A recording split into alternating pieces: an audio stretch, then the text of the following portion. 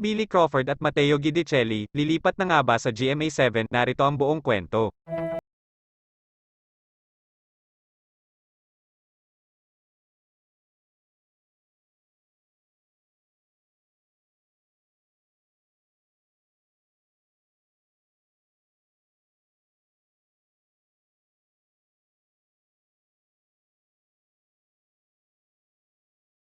May nakalinya ng mga proyekto sa Kapuso Network.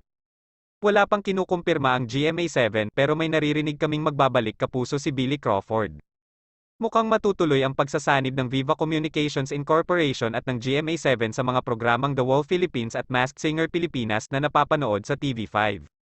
Wala pa kaming naririnig kung sisimulan na ang Masked Singer Pilipinas pero ang nakakasa na raw ay ang game show na The Wall Philippines na iho-host din umano ni Billy Crawford.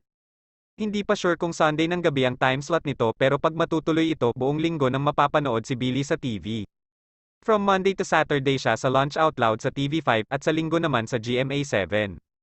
Pero mas mabuting hintayin na lang ang official announcement ng GMA7 kung tuloy na talaga ang bagong season ng The Wall Philippines na iho-host ni Billy Crawford. Samantala, makalipas ang ilang araw nagbabalik Kapuso ang TV host singer na si Billy Crawford. Noong Sabado, July 30, 2022, opisyal siyang winelcome ng GMA Network sa muli niyang pagtapak sa kanilang bakuran matapos ang halos 15 taon mula nang nilisan niya ang istasyon. Sabi sa caption ng GMA sa kanilang Facebook page, "Welcome back to GMA Network, Billy Crawford." Abangan siya sa The Wall Philippines ngayong Agosto na. Si Billy ang host ng sikat na game show sa Amerika na The Wall.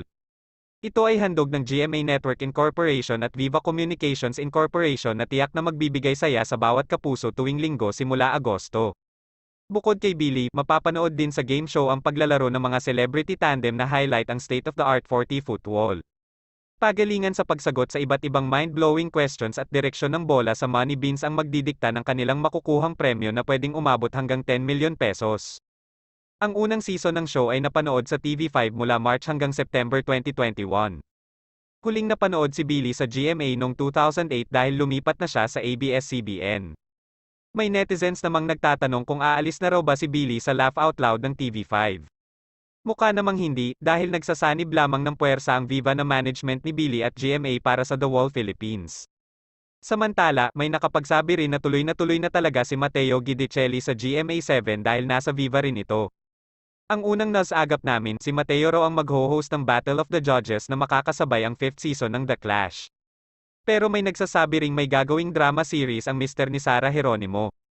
Sa dami ng mga programang naka-line up para sa GMA7, tiyak na meron dyan para kay Matteo at sa iba pang lilipat sa Kapuso Network. Magkakasunod na lumipat sa ABS-CBN sina Lovie Poe, Sunshine Dizon, at Janine Gutierrez. Noong Enero pa nagtapos ang kapamilya teleseryeng Marry Me, Marry You kung saan isa si Sunshine sa mga suporta kina Janine at Paulo Avellino.